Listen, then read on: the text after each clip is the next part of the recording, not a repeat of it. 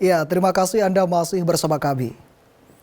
Saudara, Kejaksaan Negeri Jombang memusnahkan barang bukti ratusan gram sabu-sabu, ratusan gram ganja, dan 1 juta lebih butir pil koplo.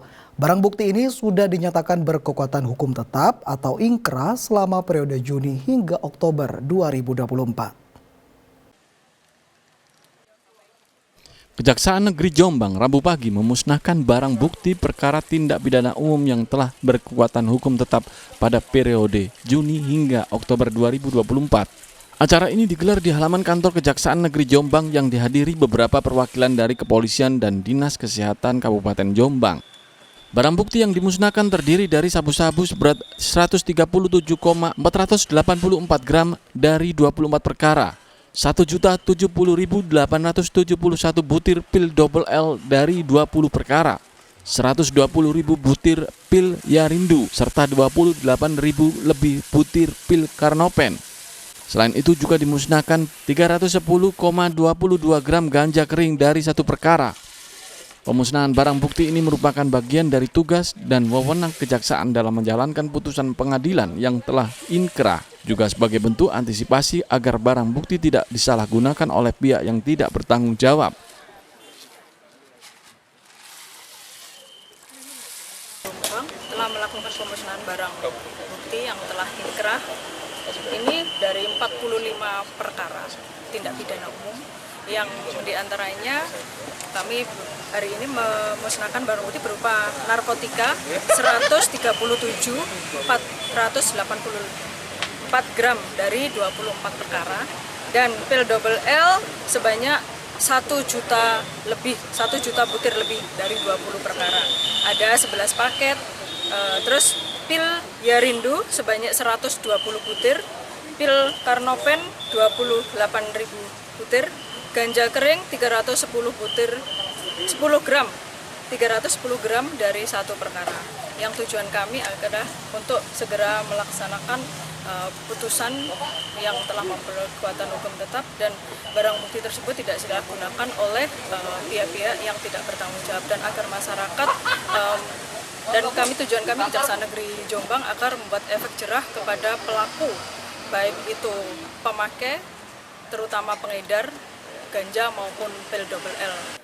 Pemusnahan barang bukti ini juga sebagai bentuk komitmen Kejaksaan Negeri Jombang dalam memerangi tindak pidana narkotika dan obat-obatan terlarang agar wilayah Kabupaten Jombang bebas dari peredaran narkoba. Dwi Mujarso melaporkan dari Jombang. Saudara, informasi berikut patut menjadi perhatian agar selalu hati-hati saat membawa senjata tajam. Seorang petani di Bojonegoro meninggal dunia akibat luka serius terkena senjata tajam yang dibawanya sendiri sesaat setelah terjatuh di pematang sawah. Jenazah Sunardi warga desa Ngerieng, Kecamatan Purwosari, Bojonegoro dievakuasi warga dari area persawahan. Polisi yang tiba di lokasi melakukan olah tempat kejadian perkara. Dari keterangan warga, sebelumnya korban menaiki motor melewati pematang sawah dan menenteng sabit. Tiba-tiba motor yang terjatuh, roda depan masuk ke dalam lubang, sehingga korban ikut terjatuh ke sawah. Saat bersamaan, sabit yang dibawa mengenai bagian paha korban hingga mengeluarkan banyak darah. Meski sempat ditolong, namun nyawa korban tak bisa diselamatkan.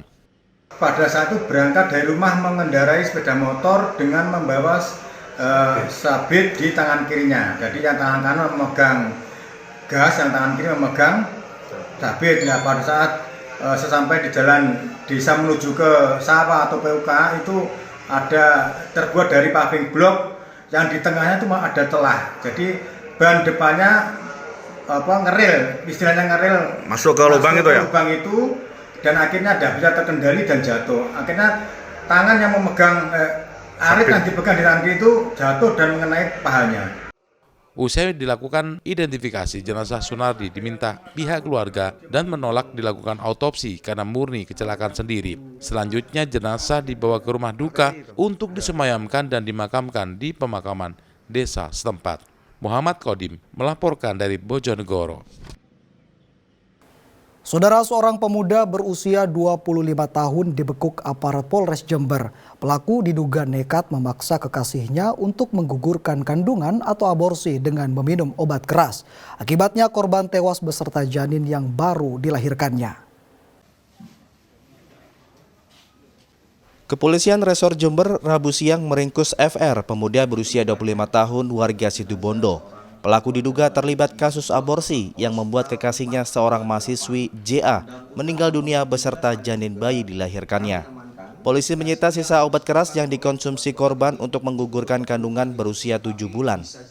FR diduga nekat memaksa kekasihnya untuk mengonsumsi obat-obatan tersebut. Obat tersebut memang dapat menyebabkan keguguran, dan berdasarkan komunikasi pribadi, tersangka ini atau saudara FI ini mendorong untuk korban mengkonsumsi obat-obatan tersebut sejak hari Jumat atau 1 hari sebelum kejadian. Pelaku dijerat dengan Undang-Undang tentang Kesehatan, ancaman hukuman 8 tahun penjara. Diketahui JA, mahasiswi berusia 22 tahun ditemukan tewas di kamar kosnya di Jalan Sumatera Jember pada Minggu dini hari. Korban tewas bersama janin yang baru dilahirkannya. Tommy Iskandar melaporkan dari Jember. Uji coba makan gratis di Surabaya disambut antusias siswa. Informasi selengkapnya saudara akan kami hadirkan untuk Anda sesaat lagi.